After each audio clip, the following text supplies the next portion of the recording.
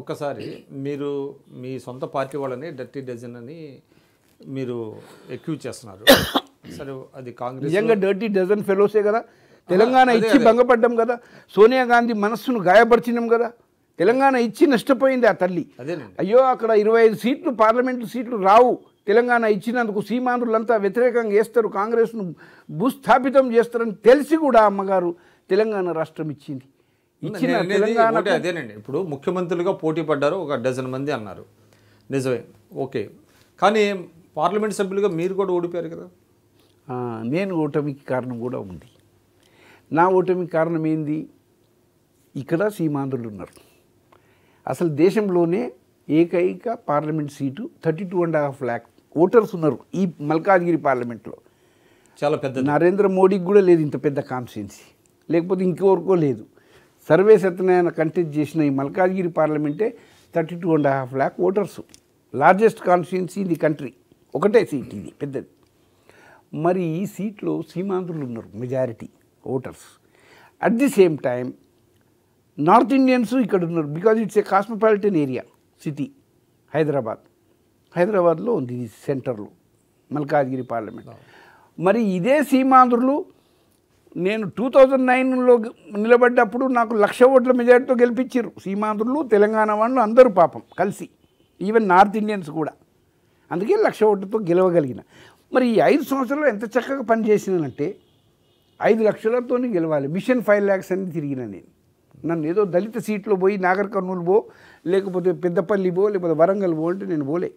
I will contest from here only, ఎందుకంటే నా cadre ఉంది, నా సర్వీసెస్ ఉన్నాయి. కాబట్టి ఈయనే గెలుస్తా 5 లక్షలతో ఇక్కడ నిలబడ్డా. ముఖ్యంగా సీమాంధ్రులకు నేను ఫరగా ఉంటి. సీమాంధ్ర సోదరులకు నేను చెప్పిన తెలంగాణ రాష్ట్రం వస్తుంది, మనం విడిపోతాము, విడిపోయి కూడా కలిసి ఉంటాం, అన్నదమ్ములు అక్క చెల్లెళ్ళు కుటుంబ వ్యక్తుల్లాగా ఉంటాం. ఇప్పుడేమో ఎడముఖం పెడముఖం ఉన్నాం తెలంగాణ రాష్ట్రం రానందుకు. ఆంధ్రోడు తెలంగాణోడు అన్న మాటలు ఉన్నాయి. ఇవన్నిటికీ మించి కేసీఆర్ ఆంధ్ర వాళ్ళే భాగో అన్నాడు, తెలంగాణ వాళ్ళే జాగో. సోమరిపోతుల్లారా, మీరు నిద్రపోతుర్రా తెలంగాణ బిడ్డలు, మీరు మేల్కొనండి, ఆంధ్ర వాళ్ళను పారద్రోలండి అన్నట్టు మాట్లాడాడు. ఇదందరికీ తెలుసు. కాబట్టి ఆ రోజు కూడా నేను చెప్పిన, ఈవెన్ పార్లమెంట్ నా స్పీచ్లో కూడా చెప్పిన, హైదరాబాద్ ఎవడబ్బ సొత్తు కాదు, ఇది కేసీఆర్ చెప్తున్నాడు, జాగో భాగో అవన్నీ ఆయన స్లోగన్స్. సోనియా గాంధీ గారిదో, సర్వే సత్యనారాయణ గారిదో, లేకపోతే కాంగ్రెస్ పార్టీదో ఈ స్లోగన్ కాదు. అసలు ఈ రాష్ట్రం అందరిది, ఈ దేశం అందరిది, ఈ రాష్ట్రం అందరిది. హైదరాబాద్ కూడా ఎవరు అబ్బ సొత్తు కాదు, ఇక్కడ అందరూ ఉండవచ్చు. కాబట్టి విడిపోయి కలిసి ఉంటాం కుటుంబ సభ్యుల్లాగా. మేమున్నాం, నా ప్రాణాలు అర్పిస్తా, ఈగ వాలంటీర్ సీమాంధ్ర బిడ్డలది, వాళ్ళ భవిష్యత్తును కాపాడతా అని ఎవరో నమ్మలేదు అని నేను పార్లమెంట్లో చెప్పిన, బయట చెప్పిన. మీ ఉద్యోగాలు సేఫ్గానే ఉంటాయి, మీ ప్రాపర్టీస్ సేఫ్గా ఉంటాయి, మీ బిడ్డల చదువులు సేఫ్గా ఉంటాయి, మీరందరూ ఆరోగ్యంగా సుఖము సంతోషంగా ఉండే విధంగా, క్షేమంగా ఉండే విధంగా మేము పోరాడతాం కాంగ్రెస్ పార్టీ పరంగా, నేను నా ప్రాణాలైనా అర్పిస్తా అని చెప్పిన. కాబట్టి జనం నన్ను నమ్ముతారు అనుకున్నా. ఒకటి.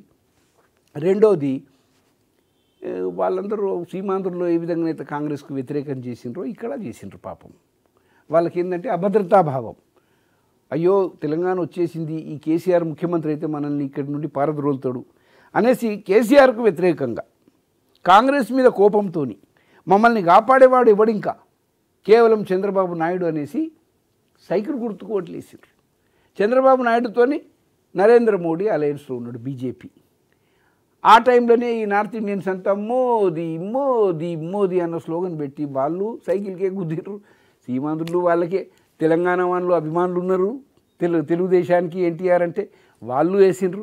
At the same time Telangana బిడ్డలు కూడా ఈసారి ఎక్కడ మోసపోయినరు, క్షణికావేశంలో ఓట్లు కారు గుర్తుకేసిండ్రు. కేసీఆర్ మాటలు నమ్మిండ్రు, ఆయన మాయ మాటలలో పడ్డరు.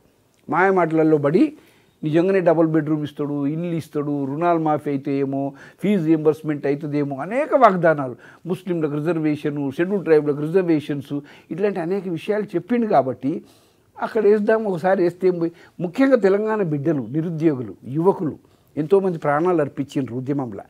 అట్లాంటి యువకులు ఇంకా బతుకున్నారు. తెలంగాణ నాకు ఉద్యోగం వస్తుంది అనేసి వాళ్ళ తల్లిదండ్రులు కాళ్ళు మొక్కిండ్రు, వాళ్ళ తాత ముత్తాతల కాళ్ళు మొక్కిండ్రు వాళ్ళ బిడ్డలంతా. నిరుద్యోగ బాయ్స్ అంతా, గర్ల్స్ అంతా. ఇన్ని సంవత్సరాల నుండి మనం కాంగ్రెస్కి వేస్తున్నాం కదనే అమ్మ, ఈ ఒక్కసారి కారు గుర్తుకేద్దామే, కేసీఆర్ను ముఖ్యమంత్రి చేసుకుందామే, మన ఇంటికి ఒక నౌకరీ వస్తే మన ఇల్లు బాగుపడుతుంది అని ఇట్లా కాళ్ళు మొక్కి మరీ తీసుకుపోయి ఓట్లు వేయించారు.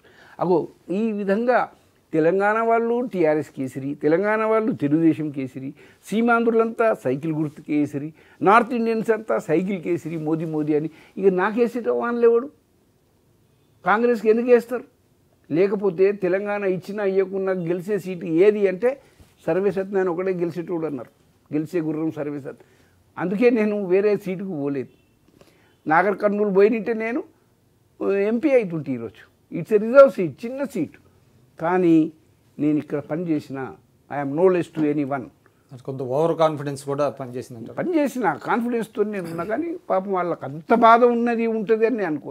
అసలు సీమాంధ్ర విషయంలో ఒక విషయం గమనించాలి, చాలా వరకు వాళ్ళు చెప్పేది ఉండే సీమాంధ్ర నాయకులు. అందుకే ఈనాడు నాశనం అయినరు కాంగ్రెస్లో ఉన్న వాళ్ళందరూ. ఎందుకంటే వాళ్ళే తప్పుదారిని పట్టించారు. ఎందుకంటే వాళ్ళకు ఏదో యూనియన్ టెరిటరీ అయినా పర్వాలేదు అన్నారు. యూటీ అందరినీ రోడ్ల మీద తీసుకొచ్చి తెలంగాణ రానియొద్దు మనం అని, లాస్ట్కి వస్తే యూటీ అయినా పర్వాలేదు అంటారు. అంటే వాళ్ళందరినీ మోసం చేసినట్టే కదా. సీమాంధ్రలో హైదరాబాద్ని కాపాడుకుందాం, హైదరాబాద్లో వాళ్ళ ప్రాపర్టీసు, వాళ్ళ ఉద్యోగాలు, వాళ్ళ కథ కార్ఖానా అవే ఆలోచించరు, కానీ ఎంటైర్ సీమాంధ్రుల గురించి వాళ్ళు ఆలోచించలే, వాళ్ళని మోసం చేసింది.